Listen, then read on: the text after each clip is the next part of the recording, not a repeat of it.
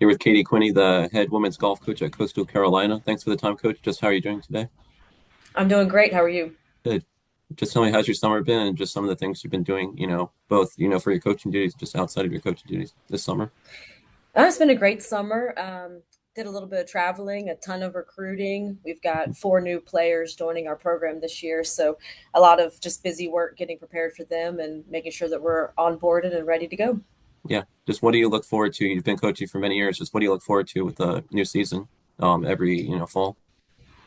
I really kind of how just initially the personalities are going to start to meld together, how Mhm. the work ethic looks like it's going to be, maybe like where the points of motivation are going to come from. So I've been really pleased these first couple weeks of really they look to be one of the harder working teams that we've had in a while, as far as just independent work, and they look to be working very hard to get to know each other with all these new players. That's half of our team. So the returners and the new ones really seem to be actively pursuing good relationships with each other, and they're really working hard. So I'm really excited. Yeah. Just having a new, a team with a lot of new players. Just how do you get, acclimated with, new players and just how do you get them, situated and just, ready to go. I think it depends a lot on the returners and how well they've already bought into the culture, and how we like things done, and how much it means to them, so that they really lead by example. And then just a lot of meetings and communication, and we really hit the round running hard this year. I think we've already had four rounds of golf, and we've got another one today. So a lot of time on the golf course already. Yeah.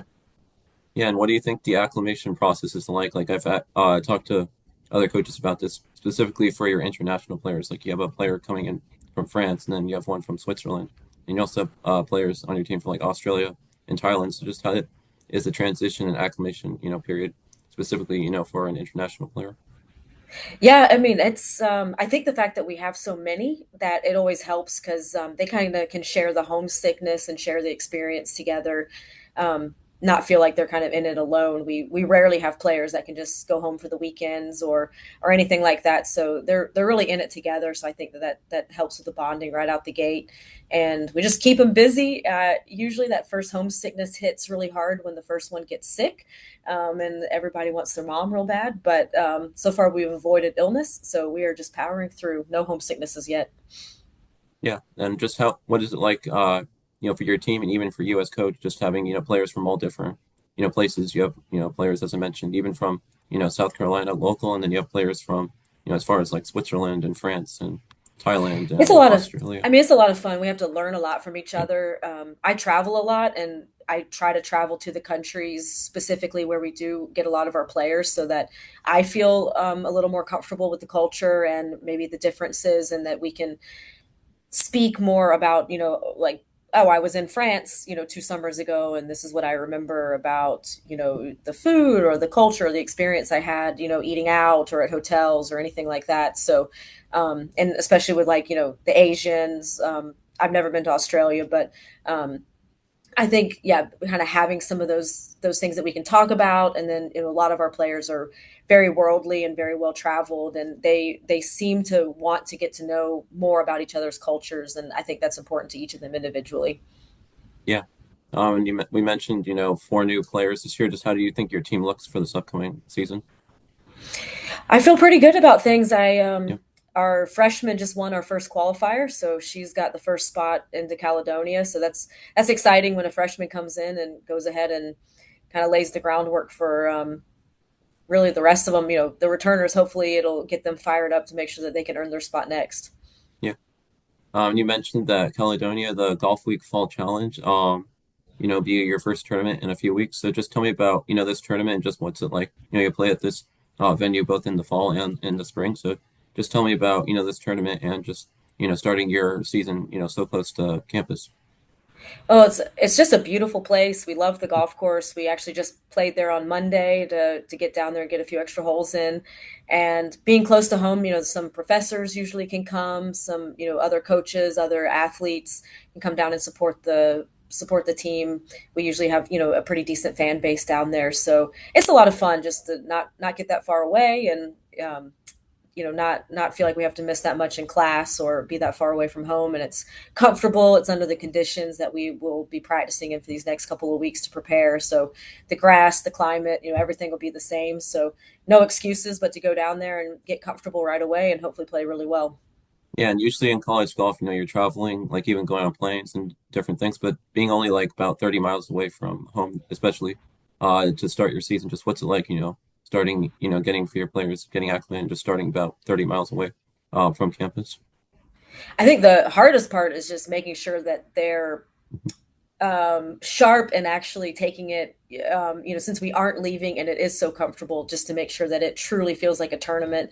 We're staying in a hotel. We'll go out to dinner. We'll go down a couple days early, make sure that it really feels like we're preparing for the biggest event of the year, just like we would every single tournament, just to make sure that that's not too familiar, not too comfortable. But at the same time, it is nice to only have to drive 45 minutes down there and play a golf course that we really love playing. Yeah. I was curious to know the hosting duties. Do you have any, hosting duties with this tournament, or does someone else, take care of the hosting None. duties for this tournament? Golf Okay. week, golf week comes in and does everything. So they Okay. they do all the meals, the lunches, the rules officials, everything. So we really have nothing but to participate and hopefully play our best golf. Oh, that's great. Yeah, I haven't really heard too much about that where, you can play so close to home, yet you don't have the hosting duties. So that's really great, that you don't have Yeah, to, selfishly, it's perfect for the coaching staff. That's for sure. yeah. So just talk about, not only getting to play, at Caledonia in the fall to start your season, but you also play the Golf Week Stiefel Challenge in April, also at Caledonia. So just talk also about this tournament in April.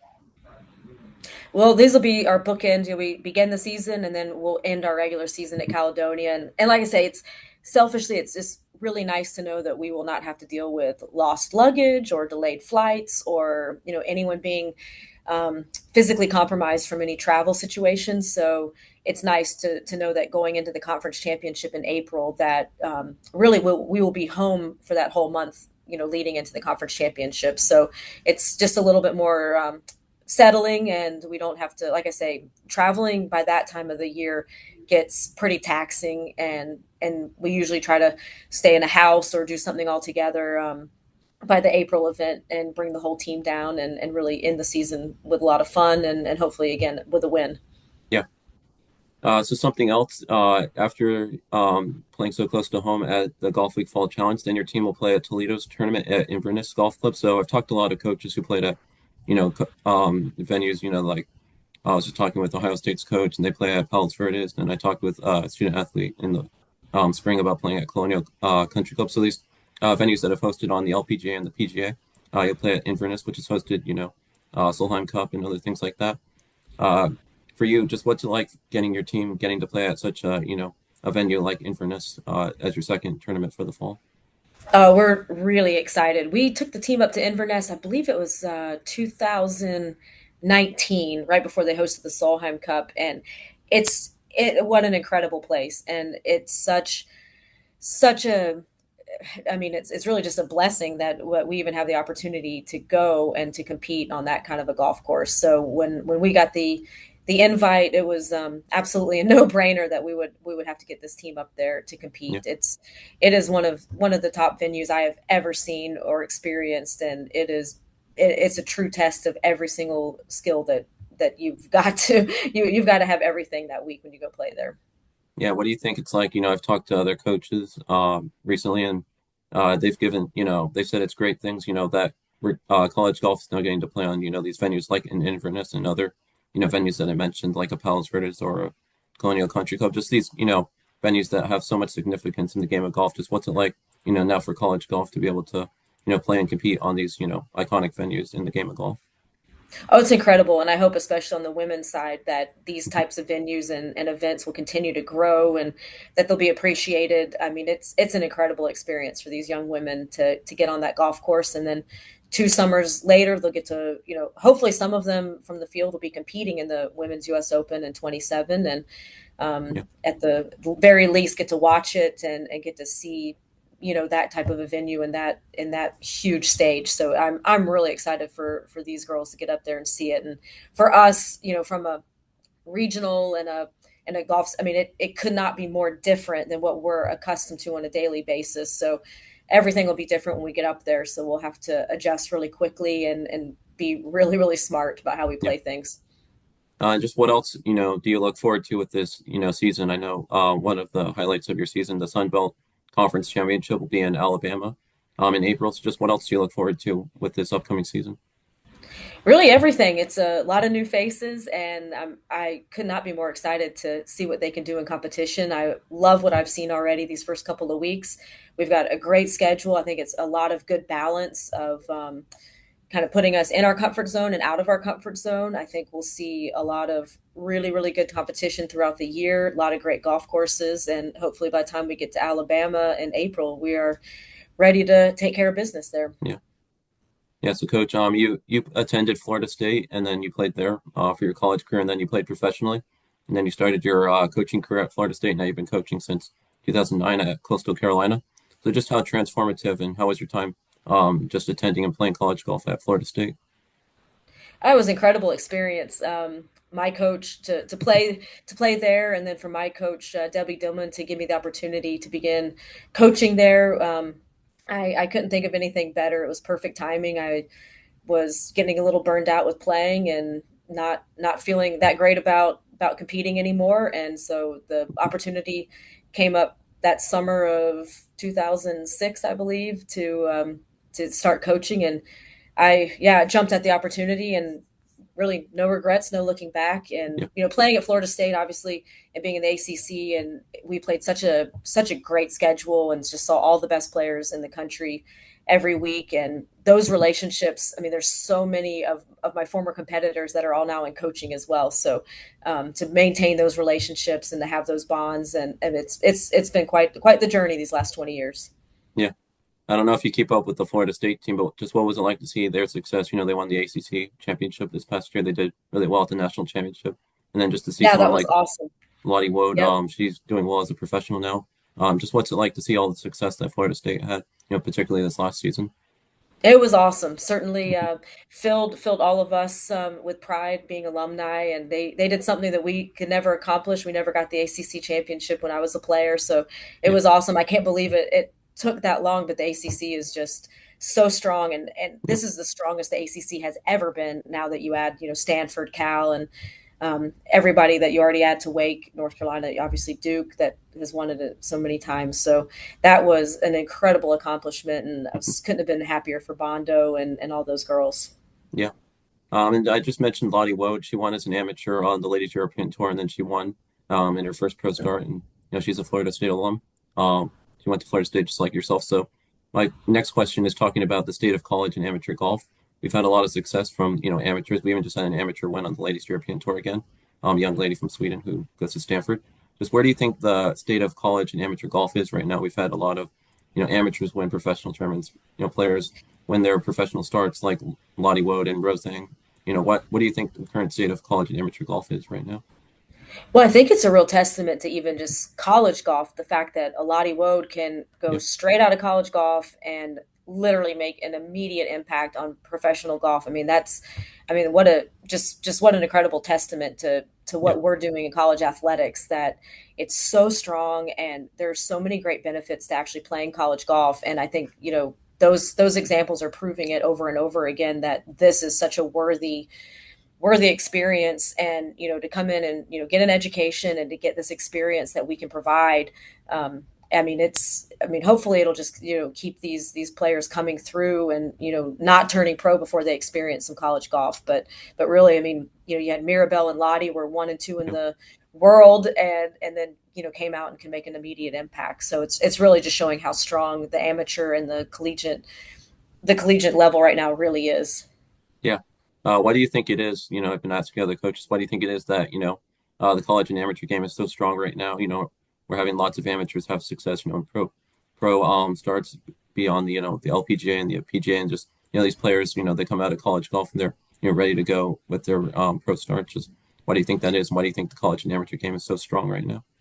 Well, I think the college golf model is just fantastic. I mean, I think it's really second to none for development, that still with coaches that are qualified, you're with teammates that are pushing you. we have so many resources that we have at our disposal. I mean, they have athletic trainers, they have dietitians, nutritionists, strength coaches, so many resources, and we're able to really bridge that gap between, coming from being a teenager, coming from home, and bridging that gap into what professional golf will look like, but with so many safety measures and just Mhm.